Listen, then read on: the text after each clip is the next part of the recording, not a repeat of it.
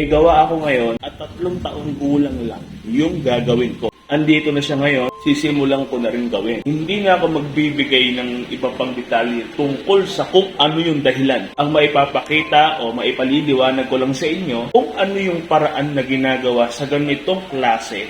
Kung yung proseso ba ay katulad na ng sa matatanda o katulad pa rin ng ginagawa sa mga bata na bagong labas lang sa sinapupunan. Napansin nyo siguro medyo kakaiba yung mga terminong ginagamit ko para maiwasan nating mapatawan tayo ng Facebook ng violation. At kung mapapansin nyo yung Facebook page ko na to ngayon, yung Camorgue Official, lahat ng mga naging video ko, wala na. Murado na po lahat. Lahat ng mga in-upload ko mula noon, mula nung nag-umpisa ko, binura ko po yun para lang mawala yung violation ko. Pero meron pa rin namang violation dahil nga sa mga nai-upload ko dati, hindi naman kasi agad mawawala yun. Kaya lang, sana maintindihan nyo, ginagawa lang natin yung dapat para hindi na maulit pa yung nangyari sa nakaraan. At ayun, simulan na natin.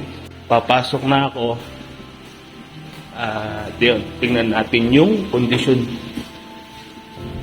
Ayan na. Kawawa naman ito, babae. At siguro, hindi na ako magpapaliwanag na.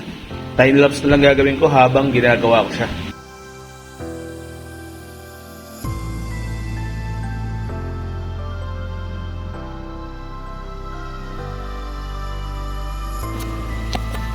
At bago ko nga pala makakalimutan, sana kahit na nawala lahat ng mga videos ko mula nung una na in-upload ko rito sa Camorgue Official. Kasi ang ina-uploadan ko po talaga yung Camorgue Vlogs, diba? Yung mas bago kong FB page. Kaya naman ako hindi nag-upload dito sa Camorgue Official kasi nga meron po akong violation, hindi ako makapag-upload. Pero ngayon, Camorgue Official na po ulit yung pag-uploadan ko ng mga video tungkol sa trabaho ko.